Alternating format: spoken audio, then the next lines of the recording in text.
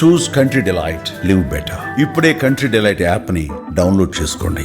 నమస్తే, నేను విజయ్. మన చిరకాల ప్రత్యర్థి దేశమైన పాకిస్తాన్తో ఆసియా కప్ ఫైనల్లో ఇండియా తలపడబోతుంది. 41 సంవత్సరాల తర్వాత ఫైనల్ మ్యాచ్లో ఇండియా పాకిస్తాన్తో ఆడబోతుంది. అయితే ఈ మ్యాచ్లో ఎవరు గెలిచే ఛాన్సెస్ ఎక్కువగా ఉన్నాయి? జ్యోతిష్య శాస్త్రం ఏం చెబుతుంది? ఇండియా గెలుస్తుందా లేదంటే పాకిస్తాన్ గెలిచే అవకాశాలు ఏమన్నా కనిపిస్తున్నాయా? ఎస్, మాట్లాడదాం. ప్రముఖ జ్యోతిష్య పండితులు కృష్ణమాచార్యులు గారు ఆన్లైన్లో ఉన్నారు. నమస్తే అండి. గురుగారు, ఎవరు గెలిచే అవకాశాలు ఉన్నాయి? జ్యోతిష శాస్త్రం ఏం చెబుతుంది? శివాయ బ్రహ్మణే నమ, వీరబ్రహ్మేంద్ర స్వామినే నమ, మాతా గోవిందమాంబా సమేత వీరబ్రహ్మేంద్ర స్వామినే నమ, భద్రకాళీ సమేత వీరభద్రేశ్వర రక్ష రక్ష, జై వీరబ్రహ్మ జై గోవింద బ్రహ్మ. వచ్చినటువంటి ఫలితం 4. ఇది రాహు సంబంధమైనటువంటి ఫలితం. ఇరు దేశాలు కూడా పాకిస్తాన్ అన్నటువంటిది మనకి దాయాద్ దేశంగా, మనకు పక్కనే ఉన్న ప్రత్యర్థిగా మనం భావిస్తాం. ప్రత్యర్థి అనేటువంటి కూడా భారతీయులందరూ పాకిస్తాన్ని దాయాద్ దేశంగానే సంబోధిస్తూ ఉంటారు.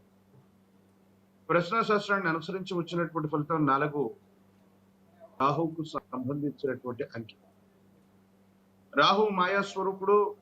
ఈ జరగబోతూ ఉన్నటువంటి ఈ క్రీడ, ఈ మ్యాచ్ అన్నటువంటిది హోరాహోరీగా సాగనుంది. ఇరు దేశాలకి ఏ ఒక్కరికి కూడా గెలుపు అన్నటువంటిది నల్లేరు మీద నడక కాదు. సర్వశక్తులు ఒడ్డాల్సినటువంటి అవసరం కూడా ఉంది.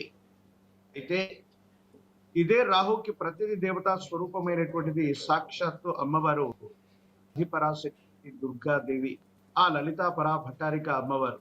మనందరం కూడా ప్రస్తుతానికి ఆశ్వీజ మాసంలో పంచమి షష్ఠితో అమ్మవారి యొక్క నవరాత్రి వేడుకల్ని మనం జరుపుకుంటూ ఉన్నాం. వచ్చినటువంటి ఫలితాన్ని కనుక మనం తీసుకున్నట్టయితే ఈ రాహు సంబంధమైనటువంటి ప్రత్యధి దేవతా స్వరూప అమ్మవారు విశేషవంతమైనటువంటి స్థితిగతుల్లో భారతావనికి, భారతదేశంలో మనం అందరం కూడా ఈ సాంప్రదాయం మనం ఉంటూ ఉంటాం. కాబట్టి రాహు మనకు అనుకూలించేటువంటి అవకాశం ఉంది. భారతదేశం తన సమీప ప్రత్యర్థి దేశమైన దాని మీద హోరాహోరీగా తలపడ్డప్పటికీ కూడా సాధించేటువంటి అవకాశం ఉంది. అదే అమ్మవారు దేవీ దేవతా స్వరూపమైనటువంటి శక్తి మరింత విశేషంగా ఉంటే భారతదేశం వన్ సైడ్ గా కూడా మ్యాచ్ గెలిచేటువంటి అవకాశం ఉంది. భావనికి, భారతదేశానికి, ఇండియన్ టీంకి ఎక్కువగా అవకాశాలు ఉన్నట్టుగా మనం చెప్పుకోవచ్చు. ఎస్, కృష్ణమాచార్యులు గారు, మీరు అన్నట్టుగా గవ్వల జ్యోతిష్యం ప్రకారం 4వ సంఖ్య వచ్చింది అంటున్నారు. 4వ సంఖ్య రాహుకి అనుకూలం అంటున్నారు. ఇప్పుడు రాహు మనకు వ్యతిరేకమా, అనుకూలమా భారతదేశానికి? రాహు సంబంధమైనటువంటి అంకెని మనం అర్థం చేసుకునేటువంటి సందర్భంలో వాటి ప్రత్యధి దేవత, దేవి దేవత స్వరూపాలను కూడా మనం అర్థం చేసుకుంటే ప్రస్తుతం ఉన్నటువంటి పరిస్థితుల్లో తప్పనిసరిగా రాహు మనకు అనుకూలిస్తాడు. ఎందుకంటే భారతదేశం మొత్తం కూడా దేవి నవరాత్రుల్ని మనం జరుపుకుంటూ ఉంటాం. రాహు అనుకూలత కోసం మనం దుర్గాదేవిని మనం ఆరాధన చేస్తాం, గ్రామ దేవతల్ని ఆరాధన చేస్తుంటాం. దేవీ శక్తులు విశేషంగా మనకు ఉంటాయి. కాబట్టి భారతావనికి ఈ నవరాత్రి పర్వదిన రాహు అనుకూలించే అవకాశాలే ఎక్కువగా ఉంటాయి. అలాగే మీరు ఒక మాట అన్నారు, హోరాహోరీగా జరిగే అవకాశం ఉంది. మన దాయాది దేశంతో ఈ మ్యాచ్ అనేది అంత ఈజీ కాదు. రాహు వచ్చాడు కాబట్టి, నంబర్ 4 వచ్చింది కాబట్టి హోరాహోరీగా జరుగుతుంది. అయినా కూడా ఈ మ్యాచ్ లో ఖచ్చితంగా ఇండియా గెలుస్తుంది ఎడ్జ్లో అంటున్నారు. అంటే రాహు వస్తే హోరాహోరీగా మారుతుంది అని ఎలా మీరు దాన్ని వర్ణించగలుగుతున్నారు? దాని గురించి కొంచెం డీటెయిల్ గా చెప్పగలుగుతారా? ప్రశ్నాశాస్త్రాన్ని అనుసరించి ఎప్పుడు కూడా నేను గవ్వ ప్రశ్న వేస్తూ ఉన్నటువంటి సందర్భంలో ప్రతిసారి కూడా చెప్తూ ఉంటాను. సామాజిక మాధ్యమాల్లో చాలా సార్లు మీరు చూస్తుంటారు. కేవలం ఈ మ్యాచ్ కు సంబంధించినటువంటి అంశాలే కాదు, ఎన్నో జ్యోతిష్యపరమైనటువంటి, రాజకీయపరమైనటువంటి గెలుపోటములు భారతావనిలో చాలా రాష్ట్రాలకు సంబంధించిన గెలుపోటములన్నింటినీ కూడా కృష్ణమాచార్య గవ్వ ప్రశ్న ద్వారా ముందే చెప్పాడు. నేను ప్రశ్న చెప్తూ ఉంటాను. రాహు సంఖ్య అయినటువంటి 4 కానీ, కేతు సంఖ్య అయినటువంటి 7 కానీ కొన్ని ప్రత్యేకమైనటువంటి ఫలితాలని అవి నిర్దేశన చేస్తూ ఉంటాయి. ఎప్పుడు రాహు సంఖ్య 4 వచ్చిందనుకోండి, మనం అడిగినటువంటి ప్రశ్న మనకు పాజిటివ్ గా ఉంది అనుకున్నటువంటి వాటిలో కూడా ఏదైనా రాహు మాయా స్వరూపుడు కాబట్టి ప్రతికూలం అంటే అపోనెంట్ గా మారే అవకాశం, ఆపోజిట్ ఫలితం వచ్చేటువంటి పరిస్థితులు ఎక్కువగా ఉంటాయి. ఆ లెక్కన తీసుకోవటం వల్ల భారతావనికి గెలుపు అటువంటిది నల్లేరు మీద నడక కాదు. కానీ కానీ రాహు గ్రహం ఒక నెగటివ్ ప్లానెట్ గా చెప్తారు సరే, కానీ మీరు ఇక్కడ మాత్రం హోరాహోరీగా జరుగుతుంది, కానీ ఎడ్జ్ మాత్రం ఇండియాకే ఉంటుందని అంటున్నారు. దాన్ని ఎలా పోల్చారో ఒకసారి చెప్పగలరా? రాహు అన్నటువంటి అక్కడ రాగానే ఇది కొంత ప్రతికూలవంతమైనటువంటి ఫలితం అయి ఉంటుంది. ఈ ప్రతికూలవంతమైనటువంటి ఫలితాన్ని మనం ఎలాగా మరి పూర్తిగా విశ్లేషణ చేస్తామంటే, రాహు అధిదేవతా స్వరూపాలైనటువంటి సర్పదేవతా స్వరూపాలు, గ్రామదేవతా స్వరూపాలు, వీటి నుంచి దుర్గామాతను గనక విశేషంగా పూజిస్తూ ఉంటే రాహు అనుకూలవంతం అవుతుంది. పాకిస్తాన్ ఇండియాకు పోల్చుకుంటే ఈ రెండు కూడా మతపరమైనటువంటి దేశం. మన క్రికెటర్స్ వాళ్ళ క్రికెటర్స్ పోల్చుకున్నాయి, వాళ్ళ కుటుంబాలు మన కుటుంబాన్ని పోల్చు, ప్రత్యేకించి భారతావని పాకిస్తాన్ మొత్తం కూడా ఒక యూనిట్ గా తీసుకున్న నవరాత్రులు విశేషంగా జరుగుతున్నాయి. చాలా భక్తి ప్రపత్తులతో మనమంతా కూడా ఉంటున్నాం.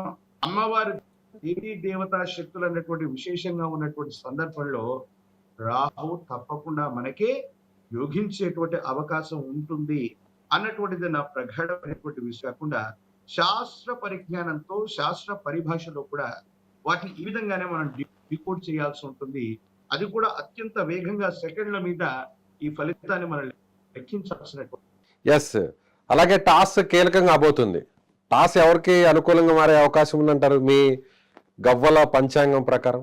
శివాయ బ్రహ్మణే నమ, వీర బ్రహ్మేంద్ర స్వామి నమ, జై వీర బ్రహ్మజే గోవింద బాంబజే. వచ్చినటువంటి ఫలితం 6. ఇది శుక్ర భగవానుడికి సంబంధించింది. మళ్ళీ శుక్ర భగవానుడికి అధిదేవతా స్వరూపమైనటువంటిది కూడా మళ్ళీ అమ్మవారి. తెలియదు కానీ గ్రహాల యొక్క శక్తి కంటే కూడా దేవి శక్తులు అన్నటువంటివి డామినేట్ చేయబోతున్నాయి. టాస్ కూడా భారత టాస్ ని ఇండియా గెలిచినా లేదా ప్రత్యర్థి తీసుకునేటువంటి నిర్ణయం అయినా సరే ఏదైనా కూడా భారతావనికి అనుకూలించేటువంటి అవకాశాలు ఉన్నాయి.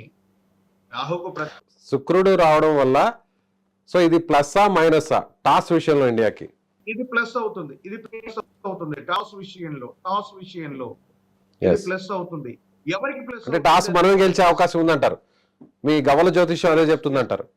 టాస్ అన్నటువంటిది కీలకం కాబోతున్నటువంటి తరుణంలో గవ్వ ప్రశ్నను అనుసరించి వచ్చినటువంటి ఫలితం 6. ఈ 6 శుక్ర భగవానుడికి సంబంధించింది. శుక్రుడికి మళ్ళీ అధిదేవతా స్వరూపాలుగా ఇంద్రాణి, ఇంద్రుడి యొక్క రాణి లేదా సచీదేవి, ఐశ్వర్య లక్ష్మి, అదృష్ట లక్ష్మి, ఈవిడ కూడా అమ్మవారి మళ్ళీ. సో ఈవిడ్ని కూడా మనం ఈ విధమైనటువంటి రూపాల్లో కొలుస్తూ ఉంటాం, భావన చేస్తూ ఉంటాం. సో ఏది ఏమైనప్పటికీ కూడా టాస్ గెలిచేటువంటి అవకాశాలు చాలా ఎక్కువగా ఉంటాయి. ప్రత్యర్థి తీసుకునేటువంటి నిర్ణయం అయినా మనకు అనుకూలించేటువంటి అవకాశం ఉంది.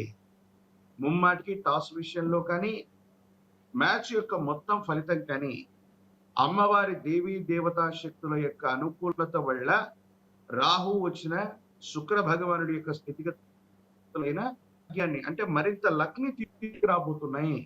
గురుగారు, ఈ విషయంలో చాలా సున్నితమైనటువంటి విషయం ఇది. యావత్ దేశం అంతా కూడా క్రికెట్ అభిమానులందరూ కూడా ఖచ్చితంగా ఈ మ్యాచ్ కోసం అందరూ కూడా 1000 కళ్ళతో ఎదురు చూస్తున్నారు. అందరూ కూడా ఏకపక్షంగా ఇండియా మ్యాచ్ గెలవాలని కోరుకుంటున్నారు. ఆ దిశగానే ఇప్పుడు వరకు కూడా మనం పాకిస్తాన్ని ఈ సిరీస్లో 2 సార్లు చిత్తుగా ఓడించాం.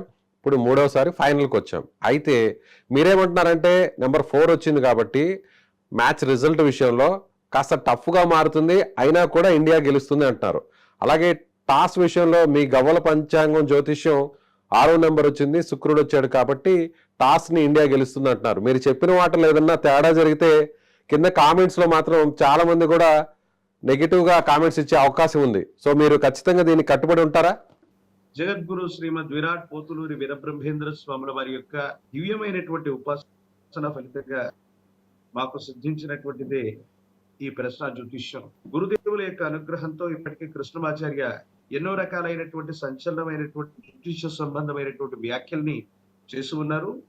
ఆపరేషన్ సింధూర్ విషయంలో కూడా ఇదే సామాజిక మాధ్యమం మీద ఇదే ఛానల్ నుంచి కూడా నేను మాట్లాడినటువంటి అంశాలు కూడా మీరు చూడొచ్చు. 6 అంటే 6 రోజులు లేదా 6 సంఖ్య కలిగినటువంటి మాసంలోపు యుద్ధానికి సంబంధించి అంటే అది క్రికెట్‌ని మించినటువంటిది అతి సున్నితమైనటువంటి అంశం. అలాంటి విషయాలతో పాటు ఉభయ తెలుగు రాష్ట్రాలు చాలా స్టేట్స్‌లో జరిగినటువంటి అనేక రకాలైన ఎన్నికల గురించి కూడా నేను మాట్లాడాను. ఒకవేళ నా జ్యోతిష్యం నిజమైతే అది వీరబ్రహ్మేంద్ర స్వాముల వారి యొక్క దివ్యమైనటువంటి ఉపాసన ఫలితంగా ఆ ఘనత వారికి దక్కుతుంది.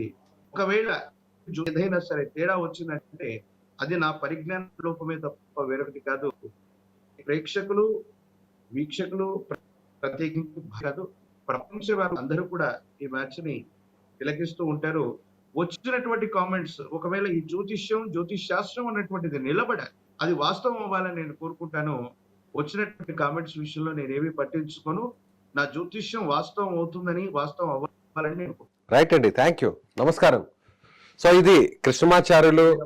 సో ఆయన ఇది చెప్తున్నారు, జ్యోతిష్య పండితులు, గవ్వల జ్యోతిష శాస్త్రం గురించి చెప్పేటువంటి కృష్ణమాచార్యులు గారు ఖచ్చితంగా India Pakistan match one side కాదు, ఎందుకంటే కాస్త గ్రహాలు కూడా ప్రతికూలంగా ఉన్నాయి కాబట్టి హోరాహోరీగా మ్యాచ్ జరుగుతుంది. అయితే టాస్ మాత్రం ఇండియానే గెలుస్తుంది, అలాగే మ్యాచ్ కూడా ఇండియానే గెలుస్తుంది, ఎడ్జ్లో గెలుస్తుంది. మ్యాచ్ మాత్రం హోరాహోరీగా జరిగే అవకాశం ఉందని ఆయన చెప్తున్నారు. మీరేమనుకుంటున్నారు? రేపు జరిగేటువంటి match, India Pakistan final match ఎలా ఉండబోతుంది?